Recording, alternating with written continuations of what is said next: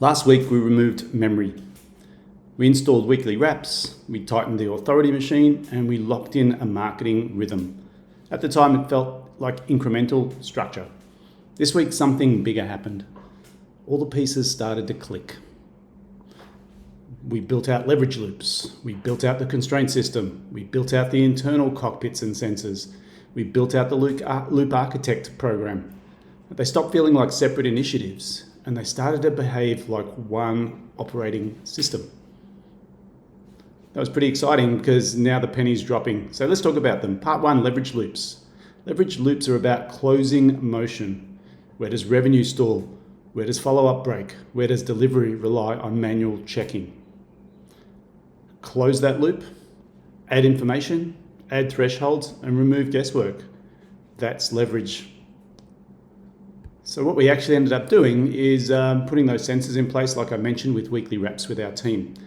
What I've had Mark working on this week is how do we extract the data into a meaningful cockpit. Now, we're doing it small scale with our own business. So we've got 4 employees that are following this process. The weekly wrap's about a 3 to 5 minute activity every Friday. What they're doing is they're putting in data that gives us an indication of how that role is performing in accordance to the business plan. So the cockpit now gives us a live update every week of how's every element of our business tracking. And that's real leverage. The constraint system. So leverage without direction is just noise, right? So the constraint system forces the question, where is the actual bottleneck? Is it traffic?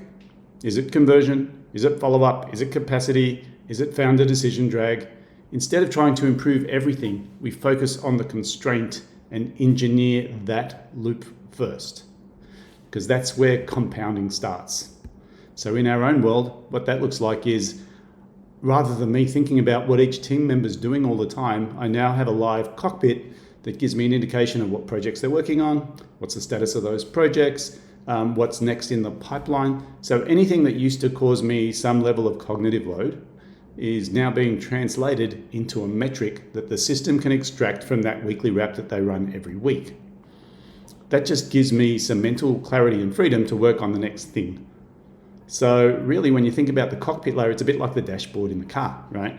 But if the weekly wraps aren't updated, then we're in trouble because they're the sensors. If KPIs aren't being reported, that's a deviation signal, right? So we know that things are breaking. And we can see throughput, we can see capacity, we can see lag, and we can see trend lines. You don't manage it emotionally anymore because you can actually see what's going on. And so we're managing structurally. That's a big win for us and a big win for our clients because it removes the nervous system dependency. You don't feel something is off anymore. The data actually shows you. So that's a pretty exciting breakthrough. So let's talk about the loop architect, right? It used to feel like it was a curriculum, right? And we would train people on how to build these loops. Now it feels like a map. So you install your first loop, you close confirmation, you add thresholds, you stack the next loop. What we're doing is we're extracting the founder from escalation, right? We've been talking about self-managed teams for years, and it's always been a manual process of having a manager that starts to create a job description, KPIs, employs a person, delegates to them, manages them.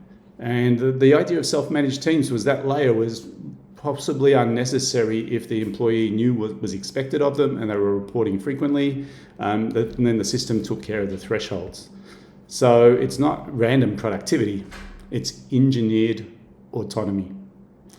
Part 5 is the website as an intelligence layer. This is an exciting initiative we've just started, right? Because for me, a website is something that used to be very important when people would look up your URL.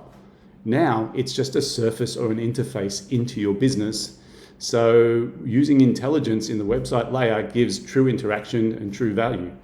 So we're going to run the first version of the new website next week.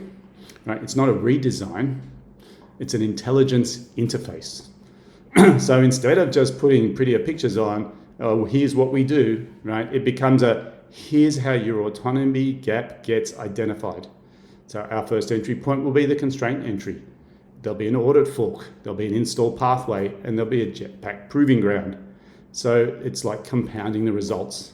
Now the site becomes part of the operating system, not just a brochure. This week wasn't about launching anything. right? It was really about integration.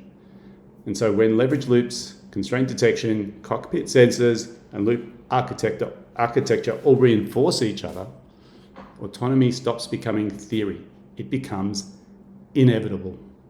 Every week we're installing one more loop. And the reason we're doing that is that every week something leaves my head and goes into the system. That is the build.